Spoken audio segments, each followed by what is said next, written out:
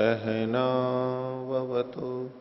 सहनौ भुनक्तु सह वीर्यं करवावहै तेजस्विनावधीतमस्तु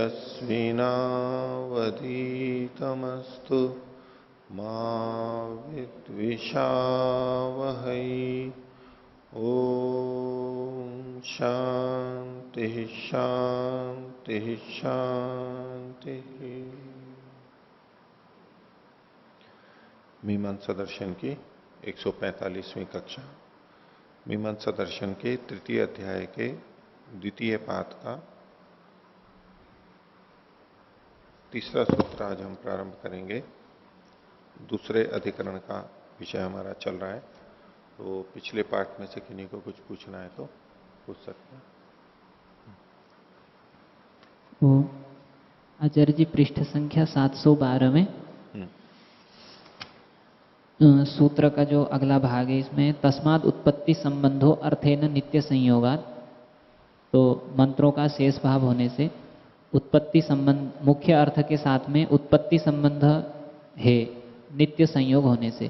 तो यहाँ पर उत्पत्ति संबंध को जैसे अकृत्रिम संबंध अर्थात स्वाभाविक संबंध बताया गया है, तो मुख्य अर्थ के साथ में स्वाभाविक संबंध है, क्यों है? नित्य संयोग होने से।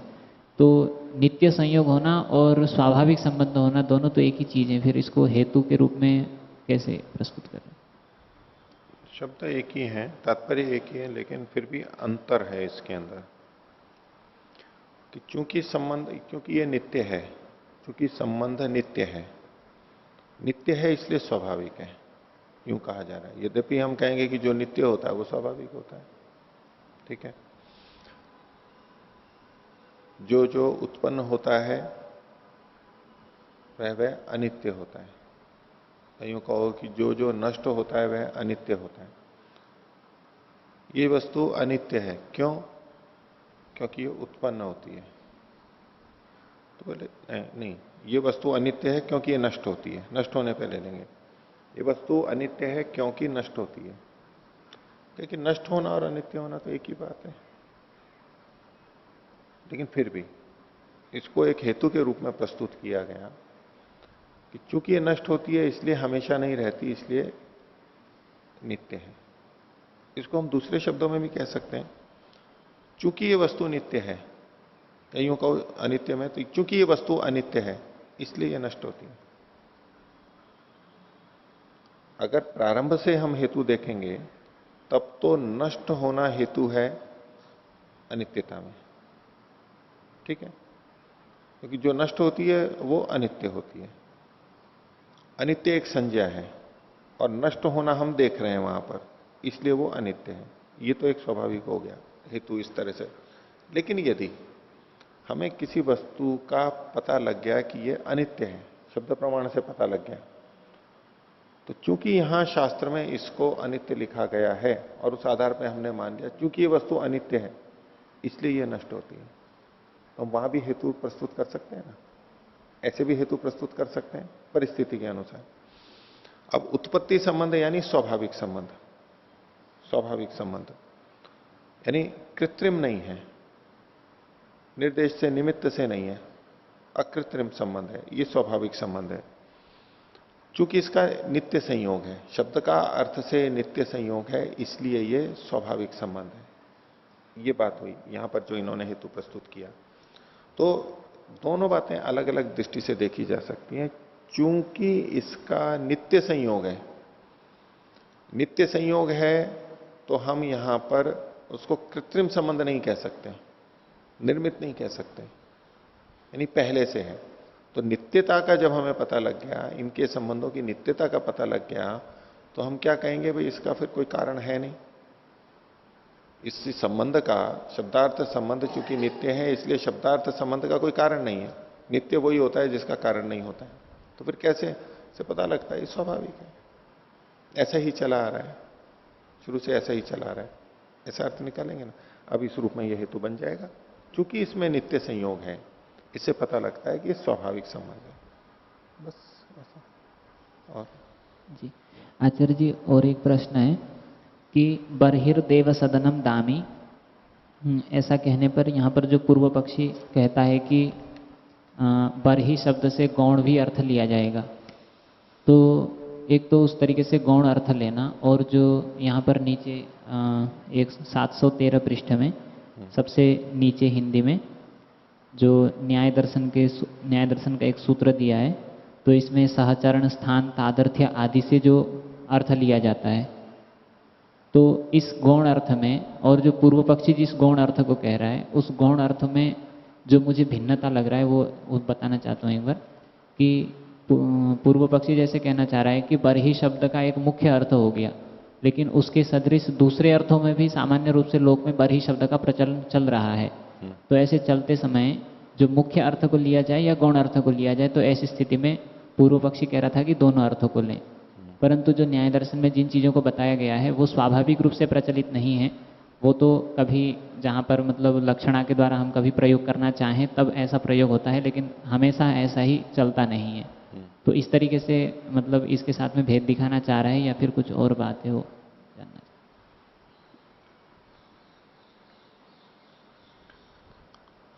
ये जो न्याय दर्शन में दिए गए हैं वो भी लोक में प्रचलित होते हैं, ऐसा हम लेते हैं। उन्होंने जितने वहां इन सब चीजों के जो उदाहरण दिए हैं वो लोक प्रचलित उदाहरण दिए हैं न्याय दर्शन में।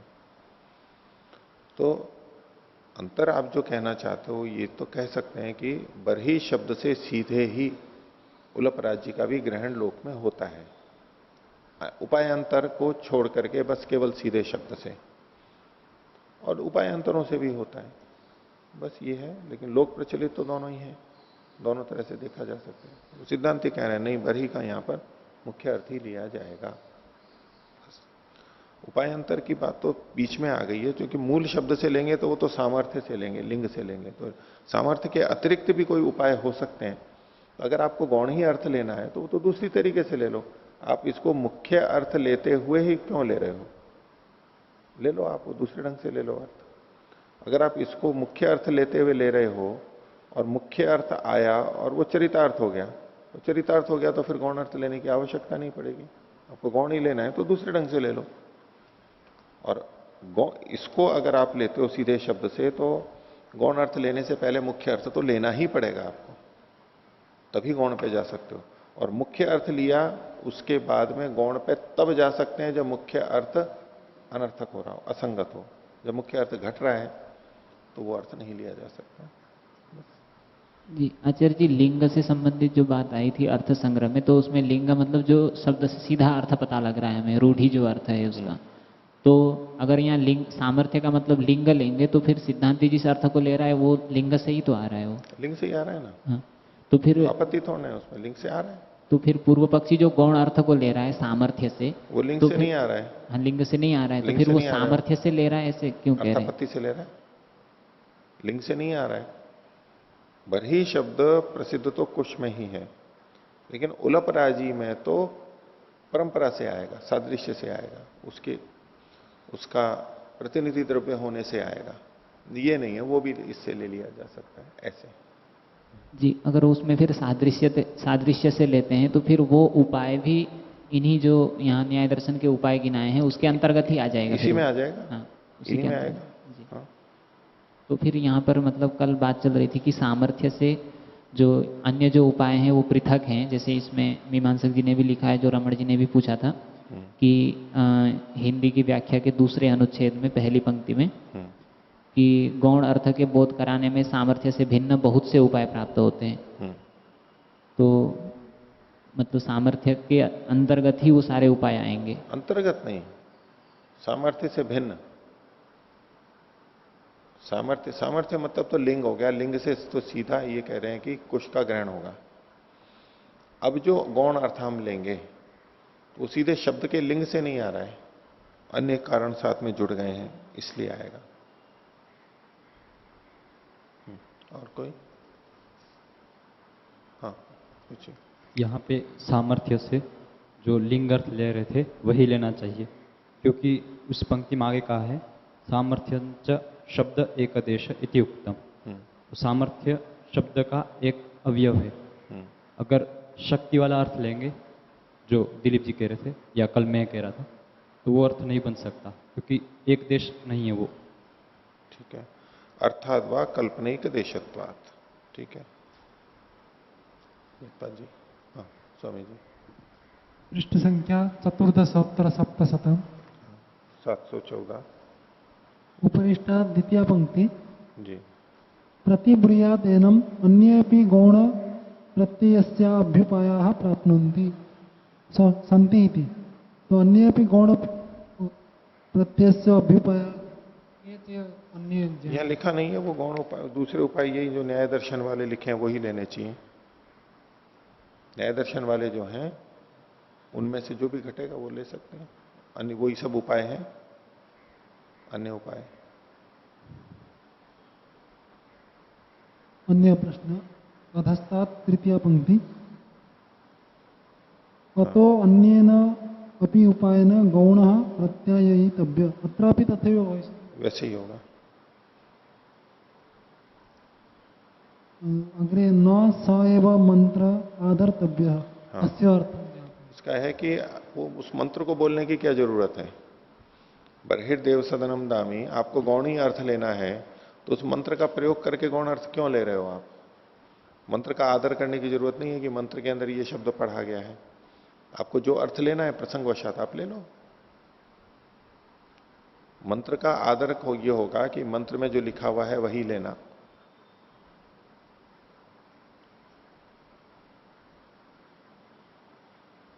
किसी भी तरह न स एव मंत्र आदर्तव्य। आदर्तव्य मतलब उसको उपयोग करना ही उसका आदर है।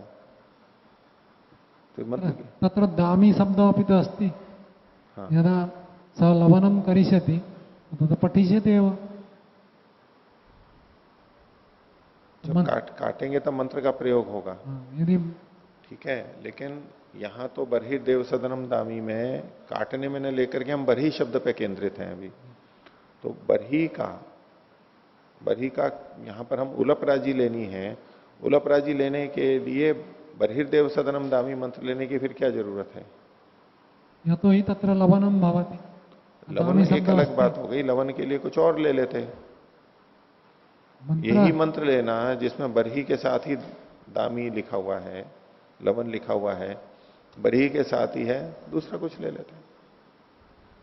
दामी शब्द तो अत्रैव अस्ति, अन्य मंत्र से कथम प्रयोग। अन्य चीज भी हो सकता है ना।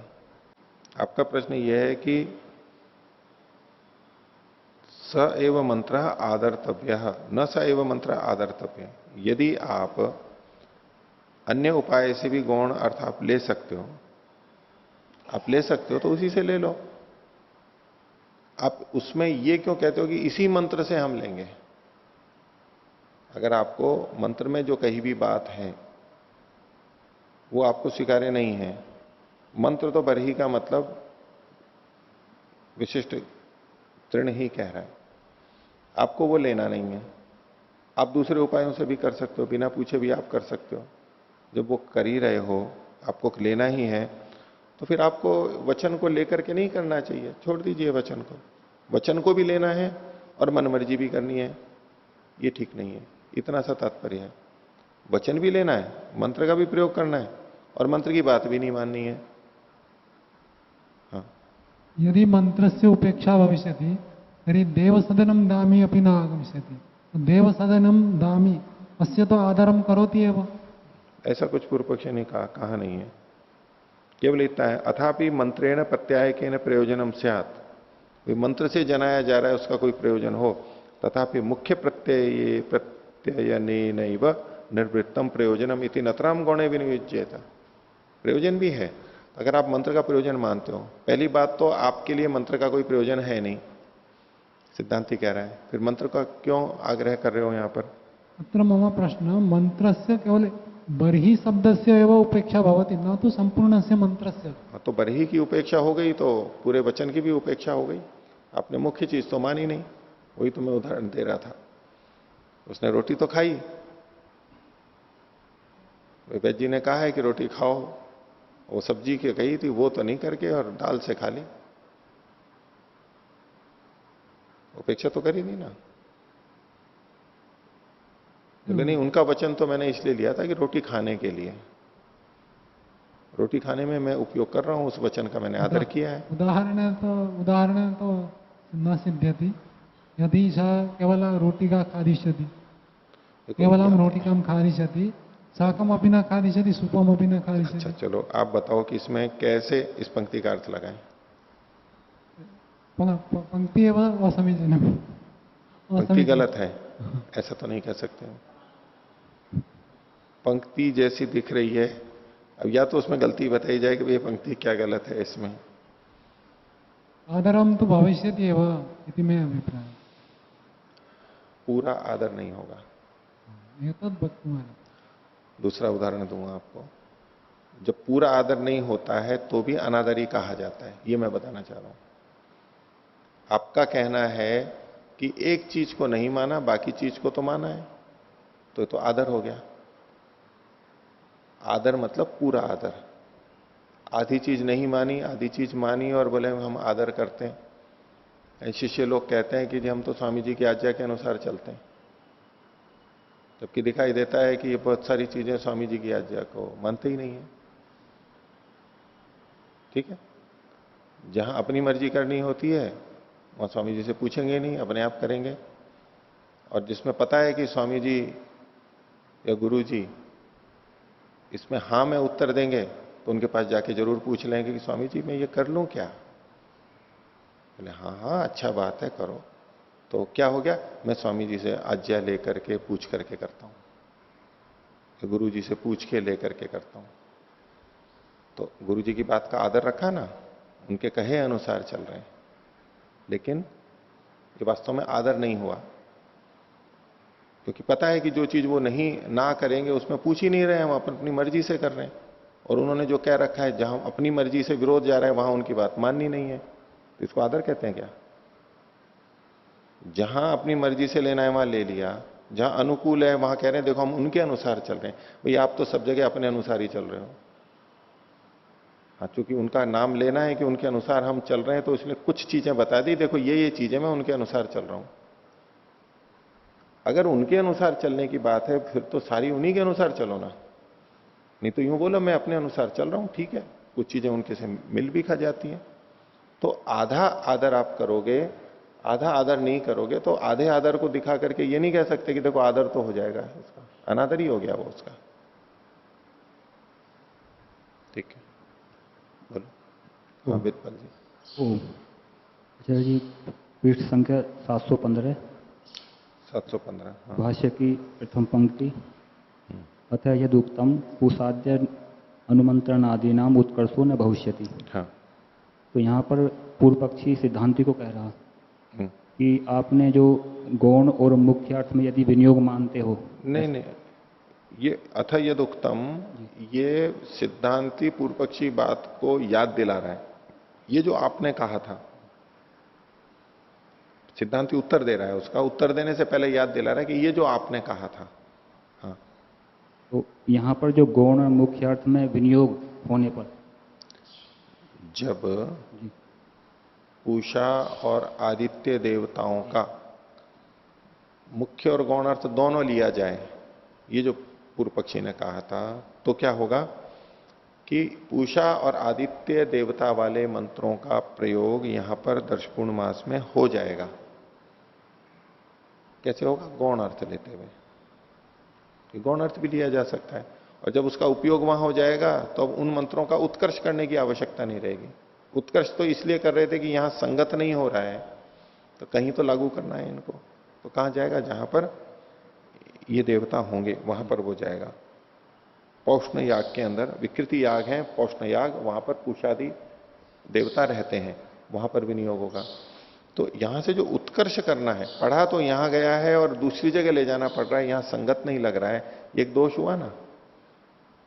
यहां आप पढ़ रहे हो, यहां पर ये लग नहीं रहा है, तो क्यों पढ़ा है? यहां पर व्यर्थ हुआ ना। वहीं पढ़ देते जहां पर पूषा देवता है, तो ये दोष आ रहा था।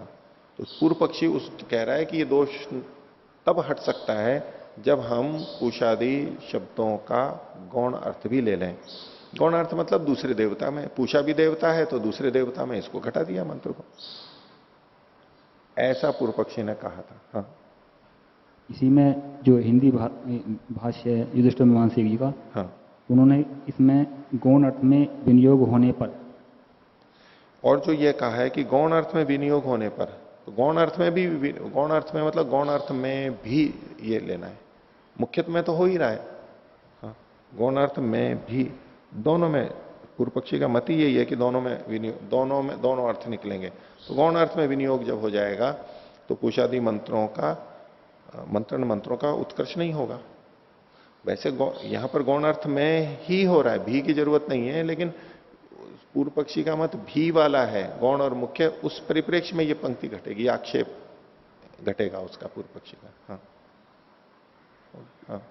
ओ, आचार्य जी 715 में जो उत्कर्ष की बात है, तो सिद्धांति ने उसमें कहा कि उसमें जो पुषादि अनुमंत्रण है उनका तो उत्कर्ष होगा ही, करना ही चाहिए।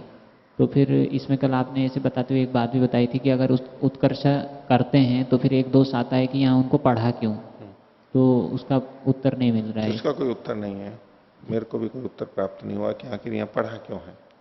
कोई बात नहीं, यहां जैसे भी पढ़ा है, लेकिन पढ़ा है, पढ़ा है, केवल प्रकृति में पढ़ा हुआ है, यहां से प्रकृति से विकृति में भी जाएगा, इतना केवल मान सकते हैं। इसको ये विकृति में भी पढ़ सकते थे, ये भी एक प्रयोग था, लेकिन इनको प्रकृति में करते हुए अन्य देवताओं के साथ साथ इन मंत्रों को भी पढ़ दिया। भाई अनुमंत्रण मंत्र पढ़ने हैं, वो इन्होंने पढ़ दिए, और ये प्रयोगकर्ता के विवेक पे छोड़ दिया कि भाई ये जहां ये मंत्र होंगे वहां पर विकृतियों में चला जाएगा। ये यहां पढ़ना केवल अनुमंत्रण के साथ साथ में पढ़ दिया है, इतना एक तात्पर्य हो सकता है, भाई साथ साथ वो भी बता दिया बस।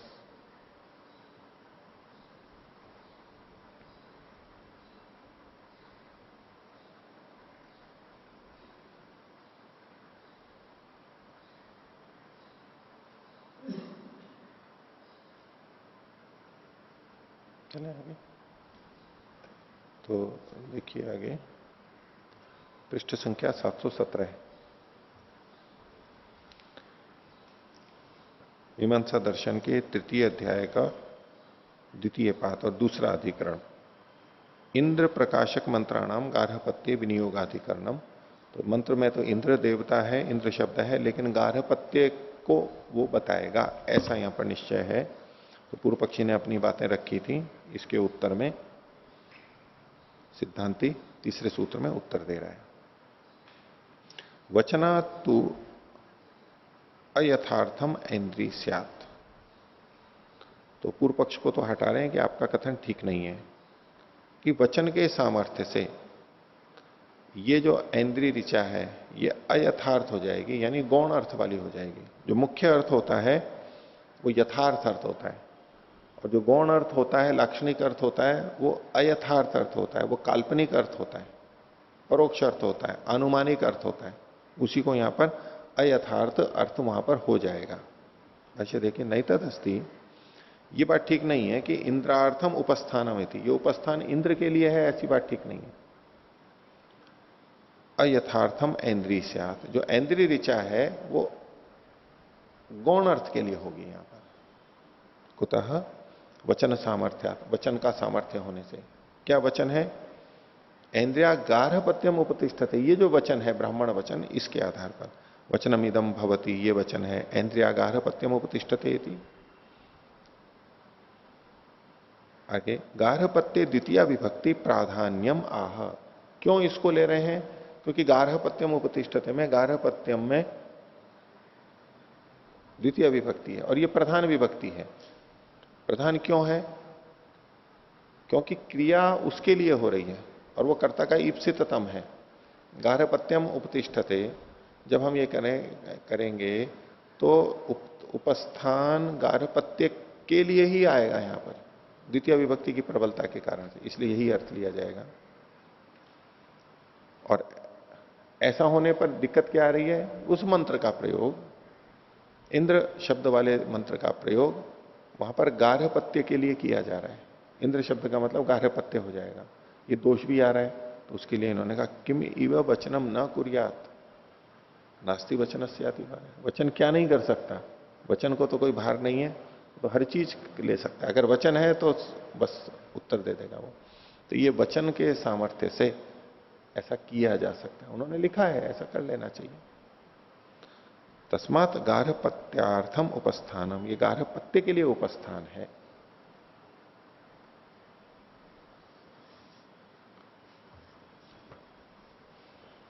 अब ये जो प्रसंग आया था कि अब ये ऐन्द्रिया जो शब्द है, इंद्र देवता वाली ये जो ऋचा है, निवेशन संगमनो वसूनाम, इसका गार्हपत्य के उपस्थान में विनियोग किया गया। इस विषय में जो विनियोग से संबंधित बात युधिष्ठिर जी ने लिखी है, तो विनियोग एक तो साक्षात होता है, वो शब्द वहां पर पढ़ा गया हो, वो देवता और उसी देवता से संबंधित कर्म किया जाता हो, तो ये तो सबसे अच्छी बात है। इसके लिए क्या है कि मंत्र जिस बात को कहता है उसी बात को अगर क्रिया में कहा जा रहा है तो ये उसकी यज्ञ की समृद्धता कही जाती है, इसको श्रेष्ठता कही जाती है, अच्छा माना जाता है।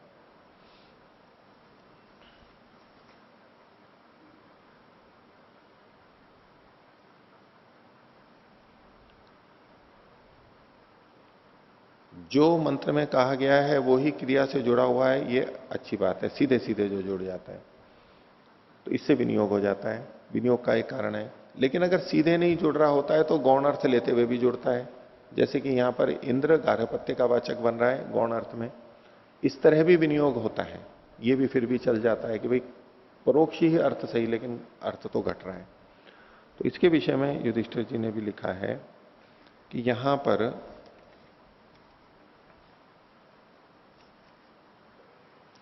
देखिए, ये पृष्ठ संख्या 719 पे देखिए, विशेष करके जो लिखा है विनियोग का मुख्य लक्षण है, नीचे विवरण जो व्याख्या हिंदी वाला है भाग, उसमें विशेष विनियोग का मुख्य लक्षण है।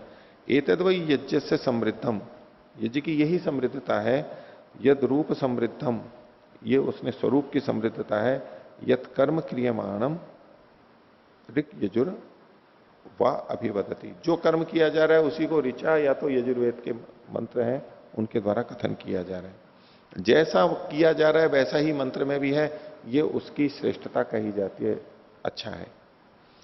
तो उसके लिए बहुत सी जगह पे ये प्रयोग किया जाता है। लेकिन इन्होंने कहा 5वीं पंक्ति में देखिए, परंतु यज्ञार्थ में, यज्ञ कर्म में बहुत्र अयथार्थ गौण विनियोग भी होता है। अयथार्थ मतलब ये गौण विनियोगी है, जो कि हम इस सूत्र को देख रहे थे उसमें भी यही बात कही गई। और निरुक्तकार ने भी इसको नीचे इन्होंने बताया कि निरुक्त में भी इस शैली से किया गया है। अब अगला पृष्ठ देखिए 720 पर इन्होंने शीर्षक दिया है काल्पनिक विनियोग।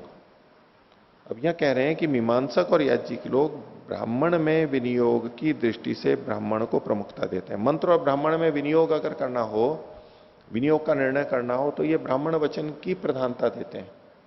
जैसे कि यहां पर भी इसमें सिद्धांति ने ये जो कह दिया ना कि वचन सामर्थ्यात् ऐन्द्रिया गार्हपत्यम उपतिष्ठते, गार्हपत्यम उपतिष्ठते, इस ब्राह्मण वचन के कारण से इसकी प्रधानता मानते हुए इन्होंने विनियोग कर दिया है।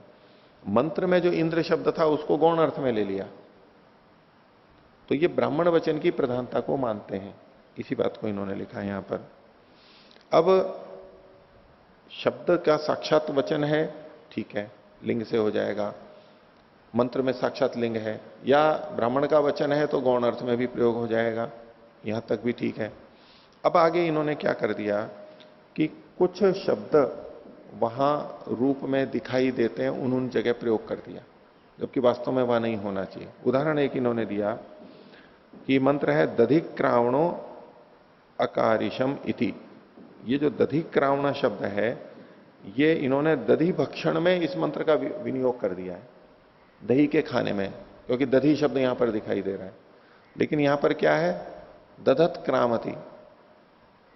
ये जो दधिक क्रावण है ये अश्व का वाचक है, इसका दही से कोई लेना देना ही नहीं है, लेकिन दधी शब्द यहां पर देख करके विनियोग कर दिया। ये इस तरह के गलत विनियोग भी प्रचलन में आ चुके हैं विनियोग की परंपरा में। अब यहां पर चलो दधी शब्द पड़ा हुआ है, जबकि कोई लेना देना नहीं है उसका, तो ये यज्ञ की समृद्धता नहीं है। या तो आप ऐसा मंत्र ढूंढ करके लाओ, और नहीं तो फिर विनियोग नहीं करो, मंत्र की नहीं आवश्यकता है। ये गलत प्रयोग हो गया। अब उसके अलावा जैसे कि कर्ण शब्द है, कर्ण वेद के अंदर इन दो मंत्रों को बोलते हैं, भद्रम कर्णे भी शृणुयाम देवा और वक्ष्यंति वेदा गनिगंति कर्णम। एक कर्ण शब्द पढ़ा है, इसलिए उसका कर्ण वेद में विनियोग कर दिया गया। उन मंत्रों में कर्ण वेद की कोई बात नहीं है, कर्णवेद की कोई बात नहीं है, लेकिन कर्ण शब्द आया इसलिए वहां पर विनियोग कर दिया गया। ये एक अंश में ही है, सीधे सीधे तो नहीं कहा गया है, पर इस तरह से भी विनियोग हो जाता है। और एक छोटे से शब्द को देख करके, जैसे शनिश्चर है, वो तो शनि शब्द था, शनि देवता के लिए जो लोग प्रचलन में है, लेकिन उसके लिए शन्नो देवी कर देते हैं, तो वहां पर तो शनि शब्द भी नहीं है, शम ही शब्द है, या शन है, मतलब शन्न, वहां पर वैसे तो शम शब्द है वो, लेकिन संधि के कारण शन्नो वहां पर है, तो वो उसको शनि में घटा दिया, जबकि उसका शनि से कोई लेना देना नहीं है। इसी तरह से देखो, इन्होंने कहा बुध ग्रह की शांति के लिए क्या, उद्बुद्ध स्वाग्ने प्रति जाग्रही। अब उद्बुद्ध स्व अभी इसमें वैसे तो उसको अग्नि के उद्बोधन की बात चल रही है, लेकिन चूंकि बुध इतना सा दिखाई दे गया, अब उसका विनियोग उसमें कर देंगे। ये ऐसे ऐसे विनियोग हो गए हैं। अब इनको देख करके वेद के ऊपर आक्षेप किए गए थे, जो कि निरुक्त में भी आते हैं और भी जगह आते हैं, ये मीमांसा में भी आए थे। मंत्र की अनर्थकता है, बोले मंत्र जिस बात को कह ही नहीं रहा है आप वहां पर विनियोग करो, मंत्र का अनर्थक क्या हो गया ना इसमें, मंत्र की सार्थकता तो होनी चाहिए। अब ऐसे ऐसे विनियोग कर दिए, तो इन विनियोग का युधिष्ठिर जी खंडन करते हैं, ये गलत प्रचलन में आ गए। आपको मंत्र का विनियोग करना है तो कुछ उसमें बात तो होनी चाहिए उस विषय की। तो यहां मुख्य अर्थ ना हो तो चलो गौण को लेकर के किया गया, जो कि हम यहां पर ऐन्द्रियागारहपत्यम उपतिष्ठते की बात देखिए। आगे देखिए पृष्ठ संख्या 718 पर। अब इस पर पूर्व पक्षी कह रहा है, ननु एतद उक्तम, बोले हमने अभी ये तो कहा था कि नैन्द्रेण मंत्रेण गार्हपत्योपस्थानम भविष्यति इति, उपस्थानम बिंदी लगा लेना, कि इंद्र मंत्र के, इंद्र वाले मंत्र के द्वारा गार्हपत्य का उपस्थान तो नहीं हो सकता है। तो सिद्धांति कह रहा है उच्चते वचनात् भविष्यति, वचन से हो जाएगा। मैंने भी तो उत्तर दे दिया कि वचन से हो जाएगा। तो पूर्व पक्षी कह रहा है आह न वचन शते ना भी शक्यम एतत्, 100 वचनों से भी नहीं होगा ये तो। अब 100 बार बोल लो तो भी मैं इस काम को नहीं करूंगा, ऐसे बोलते हैं ना, या बार बार कह रहे होते 100 बार बोल लो कुछ भी नहीं करना। तो बोले ऐसे ऐसे वचन 100 बार भी बोले जाए ना तो भी नहीं हो सकता। क्यों नहीं हो सकता? कि इंद्र शब्देन अग्निम प्रत्यायेत इति ब्रुवन विहन्येता, जिससे मैं वो इंद्र शब्द से अग्नि का ज्ञान बोध कराने लगेगा, क्योंकि गार्हपत्य मतलब गार्हपत्य अग्नि की बात है। वहां पर शब्द इंद्र है और आप अग्नि का बोध करा रहे हो, तो ऐसा बोलता हुआ वो आपस में ही विरुद्ध हो जाएगा, खंडित हो जाएगा। कैसे? यथा अग्निना सिंचे देती, जैसे अग्नि से सींचे, वही वचन है, वचन से तो अग्नि से ही सींचना चाहिए हमारे को। उदके न दीपये देती, जल से अग्नि को प्रदीप्त करे, तो ये वचन है, तो वचन से तो बोले चाहे 100 बार बोल लो, जो असंभव बात है वो तो हो ही नहीं सकती है। आगे नहीं शास्त्र हेतु का शब्दार्थ है वो संबंधो भवती। पूर्व पक्षी बोल रहा है कि शब्द और अर्थ का संबंध शास्त्र हेतुक नहीं होता है। शास्त्र हेतुक मतलब ऐसे शास्त्र हेतुक कि इंद्रिया गार्हपत्यम उपतिष्ठते, यहां ये जो शास्त्र हेतुक हो गया ना कि इंद्र का मतलब यहां पर गार्हपत्य अग्नि है, ये अर्थ कैसे जोड़ा हमने? वाक्य से, यानी शास्त्र हेतुक। शास्त्र हेतुक शब्दार्थ संबंध नहीं होता है। ये पूर्व पक्षी इस दृष्टि से कह रहा है यहां पर, और व्यापक रूप से लगा रहा है, लेकिन नहीं शास्त्र हेतु का शब्दार्थ है संबंधो भवती। फिर कैसे होता है? नित्योसौ लोक तो अवगम्यते इत्युक्तम, ये तो नित्य है, शब्दार्थ संबंध नित्य है और वो लोक से हमें पता लगता है, ऐसा आपने कहा ही था पहले, सिद्धांत आ चुका है। औत्पत्ति कस्तु शब्द से अर्थे न संबंध, ये तो शास्त्र का वचन आ ही चुका है, सूत्र आ ही चुका है। इसलिए आप ये जो वचन की प्रधानता कह रहे हो, वचन से नाति बाहर, ये नहीं ले सकता, इसको, इस अर्थ को नहीं दे सकता। इस पर सिद्धांति कह रहे हैं ननु शब्द लक्षणों भी भवती शब्दार्थ संबंध कृत्रिम। तो पूर्व पक्षी ने जो कहा था कि लोक से हमें पता लगता है, तो उसका खंडन नहीं किया सिद्धांति ने, वो तो ठीक ही है, लोक से भी पता लगता है। लेकिन पूर्व पक्षी ने कह दिया था शास्त्र से तो पता ही नहीं लगता है, उसको कह रहा है कि नहीं, शास्त्र लक्षण भी शब्दार्थ संबंध होता है, शास्त्र से भी पता लगता है, और वो संबंध कैसा होता है? कृत्रिम होता है, बनाया जाता है। उत्पत्ति कस्तु है जो शास्त्र से नहीं है, वो तो परंपरा से चला आ रहा है, वो अकृत्रिम है। कैसे? यथा देवदत्तो यज्ञदत्ता ही थी, ये जो हम व्यक्तियों के नाम रख देते हैं देवदत्त और यज्ञदत्त, ये शब्द लक्षण है, किसी ने कह दिया कि इनका संबंध है इसलिए यहां पर है, वो भी होता है। तो पूर्व पक्षी कह रहा है भवती कश्चित, वो कहीं कहीं होता है, कहां पर होता है ये संबंध? कहां पर संबंध होता है, लेकिन कहां होता है? यत्र संबंध से विधायकम वाक्यम भवती, जहां इस संबंध को बताने वाला विधायक वाक्य होता है। कोई कहे कि ये यजदत्त है, ये देवदत्त है, ऐसे विधायक वाक्य के होने पर तो ये संबंध जुड़ जाता है। लेकिन यहां पर इंद्र और गार्हपत्य अग्नि का संबंध बताने वाला कोई वाक्य तो नहीं बताया गया। तो बोले भवती कश्चित, कश्चित के बाद में अल्प विराम ले लीजिए। भवती कश्चित कुछ जगह होता है, कहां? यत्र संबंध, हाँ बस भवती कश्चित अल्प विराम ले लीजिए, इतना ही है। फिर कह रहे हैं, अगली बात कह रहा है कि जहां संबंध का विधायक वाक्य होता है वहां पर ही होता है। न तो एतद वाक्यम शब्दार्थ हो संबंध से विधायकम, और ये जो वाक्य है कौन सा? ऐन्द्रिया गार्हपत्यम उपतिष्ठते, ये वाक्य, ये शब्दार्थ संबंध का विधायक नहीं है। किस शब्दार्थ संबंध का? उसको आगे जो रेखा के बाद में लिखा है, गार्हपत्य से इंद्र शब्दों नाम इति, गार्हपत्य का इंद्र ये शब्द नाम है, इंद्र नाम से यहां गार्हपत्य का ग्रहण होगा। गार्हपत्य का नाम इंद्र है, इंद्र से गार्हपत्य का ग्रहण होगा, ये इस विधायक यहां वाक्य नहीं है। तो सिद्धांति पूछता है कथम तरही, फिर बोले फिर कैसे लगाएंगे यहां पर? पूर्व पक्षी कहता है सिद्ध संबंधेन इंद्र शब्देन गार्हपत्यम उपतिष्ठते इति। जो सिद्ध संबंध वाला इंद्र शब्द है, जो इंद्र है, जो साक्षात इंद्र शब्द जो सिद्ध संबंध वाला है, कि इंद्र शब्द से जिसका ग्रहण होता है वही गार्हपत्यम उपतिष्ठते, गार्हपत्य के पास उपस्थान करता है, यही अर्थ आप वहां पर ले सकते हैं। इति न च शक्यते पर शब्देन परोवदितुम, भिन्न शब्द से, पर शब्द से पर का अर्थ नहीं लिया जा सकता। यहां पर शब्द, पहला वाला पर शब्द का हो गया इंद्र, दूसरा वाला पर शब्द हो गया गार्हपत्य।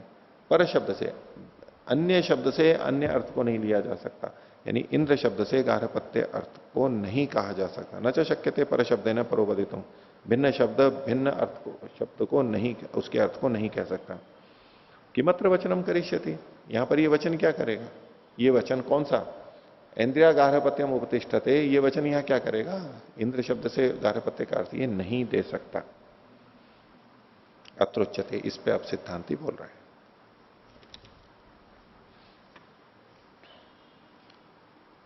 चौथा सूत्र, गुणाद वापि अभिधानम स्यात् संबंध से अशास्त्र हेतुत्वात्।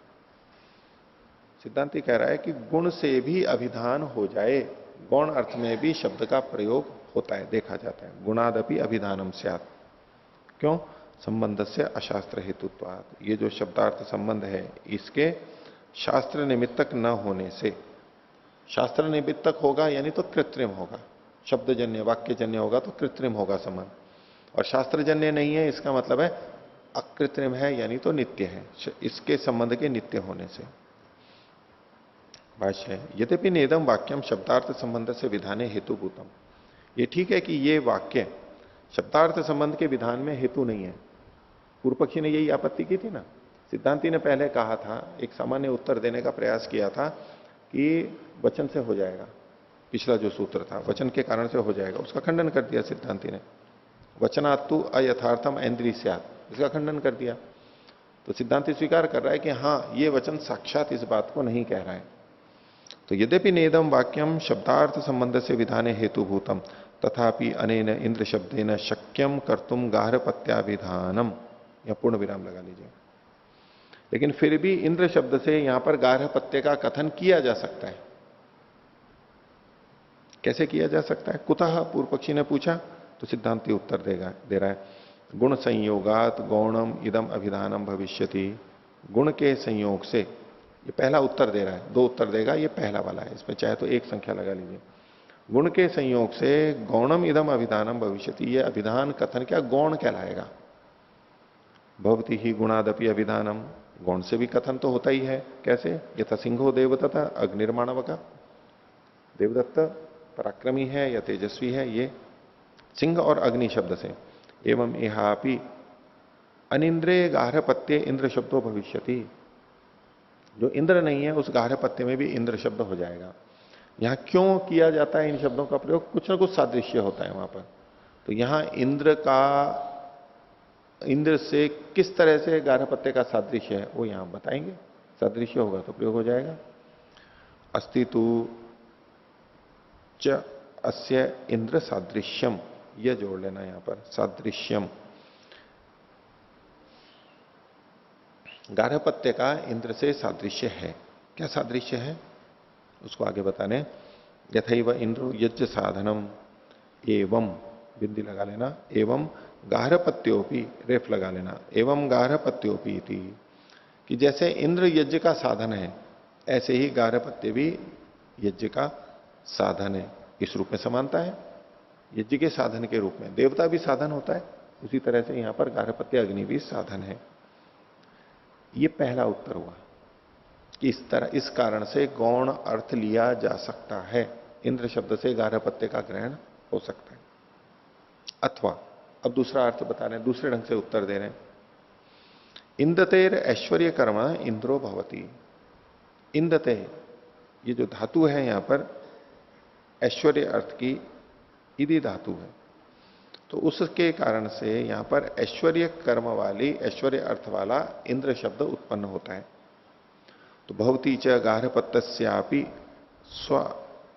स्वस्मिन कार्य ईश्वरत्व, गार्हपत्य का अपने कार्य में ईश्वरत्व होता है। इंद्र में भी ईश्वरत्व है, ऐश्वर्य है, इसलिए उसको इंद्र कहते हैं, उसमें ऐश्वर्य बहुत है। लेकिन गार्हपत्य में भी अपने कार्य से संबंधित ऐश्वर्य यानी शक्ति, सामर्थ्य है, इसलिए उसको भी इंद्र कह सकते हैं। जो जिसको कर रहा है उसको कह सकते हैं। तस्मात इंद्र शब्देन यह प्रत्यायते अर्थ, तो इंद्र शब्द से जो अर्थ जनाया जा रहा है, सब प्रतीतः वो जाना जाता हुआ, सादृश्यात गार्हपत्यम प्रत्यायिष्यते, समानता के कारण गार्हपत्य को जना देगा। सादृश्य क्या है? सादृश्य क्या है? ये पहले वाले उत्तर को कथन किया जा रहा है, वो है दोनों यज्ञ के साधन है। दो उत्तर दिए थे ना अथवा करके, तो उसमें से अब जो ये जन तस्मात, ये दोनों का उपसंहार कर रहे हैं। तस्मात इंद्र शब्देन यह प्रत्यायते अर्थ सब प्रतीतः सादृश्यात गार्हपत्यम प्रत्यायिष्यति। तो इंद्र शब्द से पहले मुख्य अर्थ आएगा और उससे सादृश्य के कारण गार्हपत्य का भी ग्रहण हो जाएगा, जैसे सिंहो देवदत्त आदि में हो रहा है। ऐश्वर्यादवा, अब ये दूसरा अर्थ जो इति ऐश्वर्य धातु लेकर के किया था, ऐश्वर्यादवा प्रत्यायिष्यति इति न दोषः, अथवा ऐश्वर्य के कारण से, यहां पर गार्हपत्य में भी ऐश्वर्य है, इस कारण से उस अर्थ को ये जना देगा इंद्र शब्द, इति न दोष है, इसलिए इसमें दोष नहीं है। इति इंद्र प्रकाशक मंत्राणाम गार्हपत्य विनियोगाधिकरणम, इंद्र को प्रकट करने वाले मंत्र का गार्हपत्य में विनियोग का ये अधिकरण समाप्त हुआ। ठीक है, आगे देखिए तीसरा अधिकरण, आह्वान प्रकाशक मंत्राणाम आह्वाने विनियोगाधिकरणम, आह्वान को बताने वाले, आह्वान कहते हैं बुलाने को, उसको बताने वाले जो मंत्र हैं उनका आह्वान में विनियोग होगा, आह्वान में ही विनियोग होगा। दूसरी जगह यहां पर शंका में उठाया गया है, उसका सिद्धांति निषेध करेगा। तो प्रसंग क्या है? स्तो दर्शपूर्ण मासो, दर्शपूर्ण मास है। इस अधिकरण का नाम आह्वानाधिकरणम है, भी है। यहां जो लिखा हुआ है वो तो थोड़ा लंबा है, लेकिन संक्षेप से करेंगे तो आह्वानाधिकरणम। तो दर्शपूर्ण मास है, तत्रेदम समामनायते, वहां पर यह वचन मिलता है। हविष्कृदेहि इति त्रिः अवग्नन आह्वयति इति। हविष्कृदेहि, हविष्कृत एहि, हे हवि वाली तुम एहि आओ, हविष्कृत एहि, हविष्कृत एहि ये मंत्र का भाग है, प्रतीक है। इति ऐसा बोल करके त्रि अवग्नन, 3 बार अवनन करता हुआ आह्वयति बुलाता है, ये वचन हुआ। तो तत्र संदेह, यहां पर संदेह क्या है? तो पहला कह रहे हैं किम एष मंत्रो अवहंतिम प्रत्युपदिश्यते, क्या ये मंत्र कौन सा? हविष्कृदे ही ये मंत्र अवहंती के प्रति उपदिष्ट किया गया, अवहंतिम प्रति उपदिश्यते, अब अवहनन के प्रति कहा गया है, इसका मतलब क्या होगा? मंत्र अवहनन के लिए है, मंत्र अवहनन के लिए है। मंत्रो अवहंतिम प्रति उपदिश्यते, मंत्र अवहननार्थ है। तो इसको देखें, हविष्कृदेहि इति त्रिर अवघ्नन आह्वयति, तो मंत्र किसके लिए हो गया? अवहनन के लिए। अवहनन करना है तो इसको बोलना है, दूसरा, उत अथवा हंति अस्य कालम लक्ष्यति, अथवा हंति मतलब हनन क्रिया, उत्तरी अवघ्नन, हनन जो क्रिया है वह अस्य कालम, इसके यानी मंत्र के काल को लक्षित कर रही है। ये मंत्र कब बोला जाए? जिस समय अवहनन क्रिया चल रही हो। इसमें कहा ना हविष्कृते ही इति त्रि अवघ्नन आह्वयति, जिस समय अवहनन क्रिया चल रही है उस समय 3 बार इस मंत्र को बोलता है, 3 बार आह्वान करता है। तो अवहनन के समय में 3 बार इस मंत्र से आह्वान करना चाहिए। अब ये जब हम कथन करेंगे तो अलग अर्थ हो जाएगा। ये जो अवहनन है वो मंत्र के बोलने के काल को लक्षित कर रही है। उत हंतिर अस्य कालम लक्ष्यति, इन दोनों में से कौन सा अर्थ है इस वाक्य का? इसमें सिद्धांत कह रहा है कथम हंति प्रत्युपदिश्यते कथम वा कालम लक्ष्येत। बोलिए जो 2 अर्थ आप यहां से निकाल रहे हो इस वाक्य में, ये 2 अर्थ कैसे निकल रहे हैं? कैसे कैसे ये लक्षित करेगा? कैसे करें तो ये हंति के प्रति उपदिष्ट किया जा रहा है मंत्र, और कैसे करें तो ये मंत्र के काल को लक्षित कर रहा है। तो पूर्व पक्षी इसको बता रहा है यद्देवम संबंध क्रियेत। अगर हम इस वाक्य में ऐसे संबंध करें, शब्दों का संबंध इस प्रकार से करें, किस प्रकार से? हविष्कृदेहि इति अवघ्नन इति। इसमें हविष्कृदेहि यहां से विपरीत अल्प विराम ले सकते हैं, हविष्कृदेहि इति अवघ्नन यहां तक समाप्त कर सकते हैं। इति ये जो वचन है ऐसे अगर जोड़ेंगे तो हंतिम प्रति उपदिश्यते, तो मंत्र हनन के प्रति उपदेश किया जाएगा। देखो कैसे हुआ, हविष्कृत एहि इति, हविष्कृत एहि ये तो मंत्र का भाग हो गया, इति अवघ्नन्ति यानी इस मंत्र का प्रयोग करते हुए अवहनन करता है। अब ये मंत्र अवहनन के लिए हुआ, जैसा कि सीधे सीधे लिखा ही है यहां पर हविष्कृत एहि इति त्रि अवघ्नन आह्वयति। तो हविष्कृत एहि इति अवघ्नन ऐसा हनन करता हुआ फिर आह्वान करता है। तो हंतिम प्रति उपदिश्यते ये मंत्र। अगर आगे कहा अथ अवघ्नन आह्वयति इति ततो अस्य कालम लक्ष्येति। अगर ये कहें कि अवहनन करते हुए पुकारता है, अवहनन करते हुए पुकारता है, ऐसा जब कहेंगे तो मंत्र के काल का, मंत्र के बोले जाने के काल को लक्षित कर रहा है। मंत्र कब बोला जाना चाहिए? जब अवहनन कर रहे हैं। क्योंकि हविष्कृत एहि एहि आ इहि यहां पर आओ, ये आह्वान कर रहा है, आह्वयति आह्वान के साथ में जुड़ा हुआ है, तो उसके काल को लक्षित करेगा। तो अथ तो ऐसे काल में तो सिद्धांत पूछा किम तावत प्राप्तम, अब यहां पर क्या समझना चाहिए?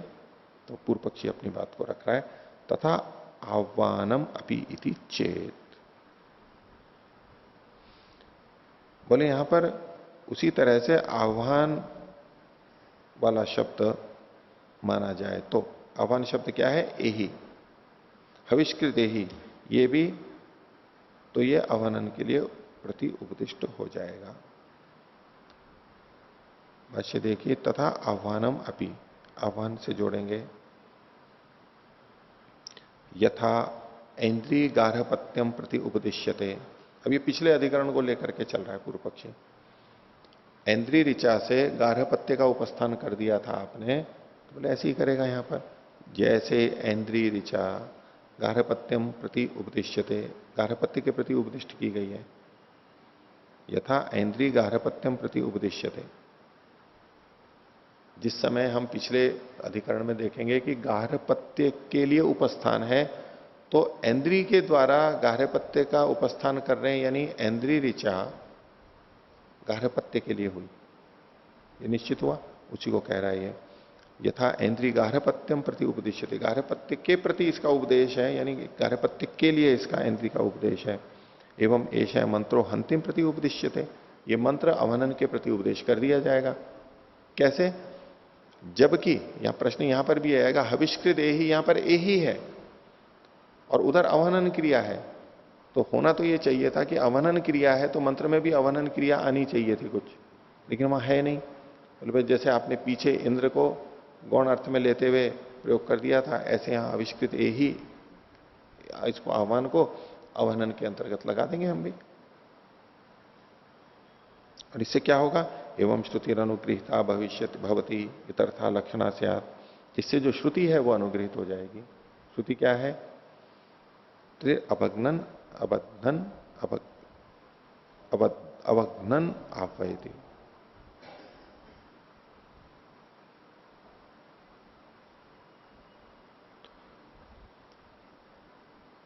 तो एवं श्रुति अनुगृहिता भविष्यति इतर्था। यदि आप इसको ऐसा अर्थ नहीं करोगे तो लक्षणा से लक्षणा करनी पड़ेगी। लक्षणा क्या है उसको आगे बता रहे हैं। हंति काल से मंत्र से च संबंधो भवेत। फिर हनन के काल का और मंत्र का संबंध जोड़ना पड़ेगा आपको। न हंतेर मंत्र से, न कि हनन का मंत्र के साथ में विनियोग, क्योंकि सीधे सीधे जो वचन क्या है, हविष्कृत ही इति ते अवग्नन आह्वयति। तो यहां पर हनन के साथ में मंत्र का संबंध जोड़ा गया है। मंत्र का हनन के साथ में संबंध जोड़ा गया है। तो ये तो श्रुति जोड़ रही है। और अगर आप लक्षणा करोगे तो क्या होगा? हनन के काल के समय मंत्र को जोड़ा जा रहा है, हनन का काल। तो अवघ्नन हंति का काल, हंति का जो काल है, ये लक्षणा के अंतर्गत ले रहे। एवं च सती आह्वयति इति अयम अनुवाद। और अगर आप ऐसा मानोगे तो ये जो आह्वयति है इसको आपको अनुवाद मानना पड़ेगा। आह्वानम करोति, अनुवाद का मतलब, आह्वयति का मतलब है आह्वान करता है। यो ही एही इति ब्रूते स आह्वयति, क्योंकि जो एही इति, एही ये बोलता है वो आह्वान करता है। तो ये अनुवाद हो गया। मंत्र में कहा गया था आविष्कृत एही, और यहां पर आह्वयति, ये अनुवाद कहलाएगा। तत्र केनचित गुणेन मंतो हंतिम प्रत्यायिष्यति। ये जो प्रश्नवाचक है इसको पूर्ण विराम ले लीजिए। तो वहां पर किसी गुण के द्वारा मंत्र हंति का भी ज्ञान करा देगा। मंत्र में हनन का नहीं कहा गया है, लेकिन किसी गुण के द्वारा, किसी अंश के साथ, सादृश्य देखने के लिए कोई गुण देखना होगा, किसी गुण के साथ में ये मंत्र जो है ये हंति का ज्ञान करा देगा। तस्मात न आह्वाने विनियोक्तव्य है, इसलिए इस मंत्र को आह्वान में विनियोग नहीं करना चाहिए, आह्वान के साथ में इसको जोड़ना चाहिए।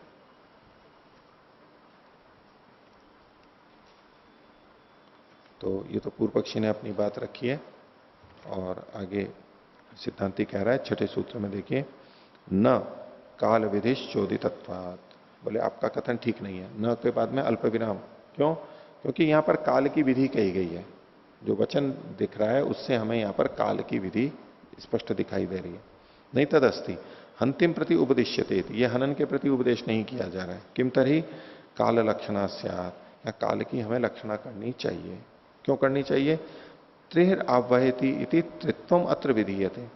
त्रिर आह्वयति में त्रित्व का विधान किया जा रहा है। आह्वान पहले से प्राप्त है, 3 बार करना चाहिए, ये यहां पर विधि की जा रही है। यदि अस्मिन एव वाक्य मंत्रो विधीयेत अनेक गुण विधानात वाक्यम भित्तेत। अगर पूर्व पक्षी के अनुसार यहां पर मंत्र का भी विधान मान लिया जाए, जब ये कहेंगे कि मंत्र हनन के प्रति किया जा रहा है, जैसा कि पूर्व पक्षी पीछे कह रहा था, तो उसमें मंत्र की विधि की जा रही है कि अवनन क्रिया में इस मंत्र को बोला जाए। तो बोले यदि आपके अनुसार हम यहां पर मंत्र का भी विधान कर लेंगे, मंत्र का विधान भी मानेंगे, तो अनेक गुणों का विधान हो जाएगा, एक त्रित्व का और एक मंत्र का, 2 विधान मानने पड़ेंगे और वाक्य का भेद होगा। तस्मात् नैवम अभिसंबंध, इसलिए इस प्रकार से संबंध नहीं जोड़ना चाहिए जो पूर्व पक्षी जोड़ रहा था। क्या? एवं अवघ्नन इति, इस प्रकार से अवहनन करता हुआ। हविष्कृदेहि इति त्रिरवघ्नन, इस प्रकार से अवहनन करता हुआ, ये संबंध नहीं जोड़ना चाहिए। पूर्व पक्ष ने कहा कथम तरही, कैसे संबंध जोड़ना चाहिए? अवघ्नन आह्वयति, कूटते हुए आह्वान कर रहा है, कूटते हुए पुकार रहा है, ऐसा संबंध जोड़ना चाहिए। देखो इसमें क्या हुआ, हविष्कृदेहि इति त्रिर अवघ्नन, ये मंत्र बोलते हुए आह्वानन, ऐसा नहीं जोड़ना है। ये मंत्र बोलते हुए आह्वान करता है, कब? आह्वानन करता हुआ। तो आह्वानन करता हुआ आह्वान करता है, आह्वानन करने को आह्वान के साथ में जोड़ना है। आह्वानन करते हुए को मंत्र के साथ नहीं जोड़ना है कि इस मंत्र को बोलते हुए आह्वानन करें, ऐसे संबंध नहीं जोड़ना है। तो अब कथम तरी अवग्नन आह्वयति इति, पूर्व पक्षी कह रहे हैं ननु अस्मिन अपि पक्षे मंत्रो विधीयते कालश्च। बोले जब आप ऐसे संबंध जोड़ोगे तो भी मंत्र का तो विधान हो ही रहा है और काल का भी विधान आप कर रहे हो, तीन का तो विधान कर ही रहे हो, तृत्व की विधि तो कर ही रहे हो, आप काल की विधि भी कर रहे हो कि इस काल में अवनन के काल में मंत्र बोलना चाहिए और ये मंत्र बोलना चाहिए, तो अनेक विधान तो आपके भी हो रहे हैं। ननु अस्मिन अपि पक्षे मंत्रो विधीयते कालश्च, मंत्र और काल का विधान हो रहा है। तत्र स एव दोषो भवेत, यहां पर भी वही दोष हो जाएगा। भवेत में त हलंत कर लेना, वही दोष होगा यानी वाक्य भेद होगा। सिद्धांति कह रहा है न अति ब्रूम, नहीं ऐसा नहीं है। क्यों? अवहनन काले एव अर्थेन हविष्कृत आह्वातव्या, अवहनन के काल में ही अर्थ से, अर्थापत्ति से हविष्कृत का आह्वान करना चाहिए। अवहनन के काल में ही हविष्कृत का आह्वान करना चाहिए। तत्र अयम एव संबंधो अनुद्यते, वहां पर यही संबंध अनुदित हो रहा है। कौन सा? अवग्नन आह्वयति, ये अनुदित हो रहा है, अनुवाद किया जा रहा है।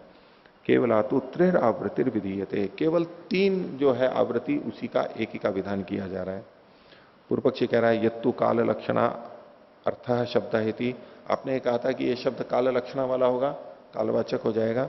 सिद्धांत कह रहा है नैष दोष लौकिकी ही लक्षणा, बोले यहां पर जो लक्षणा है वो लौकिकी है।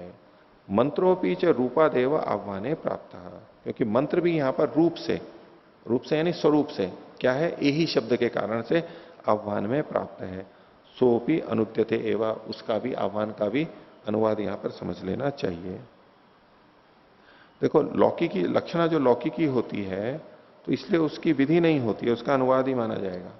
लौकिकी जो लक्षणा है विधि में, उन्होंने कहा था ना, पीछे आया था, विधि में लक्षणा दोष बनेगा, अनुवाद में लक्षणा करेंगे तो दोष नहीं बनेगा। तो उस दृष्टि से यहां पर कथन है सोपी अनुद्यते एवं। तो चोदितश्च वाक्यांतरेण अवघाता, क्योंकि अवघात तो दूसरे वाक्य के द्वारा कहा ही जा चुका है, दूसरी जगह इसकी विधि की जा चुकी है।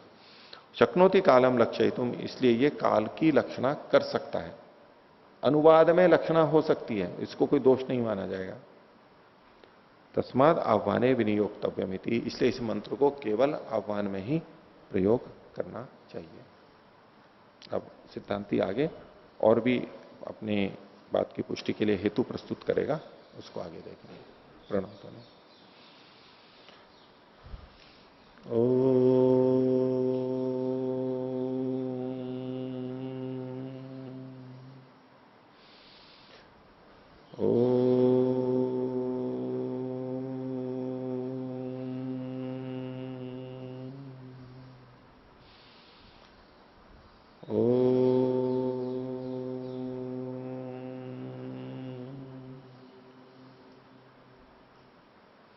सभी को साधारण विवाद है। ओम।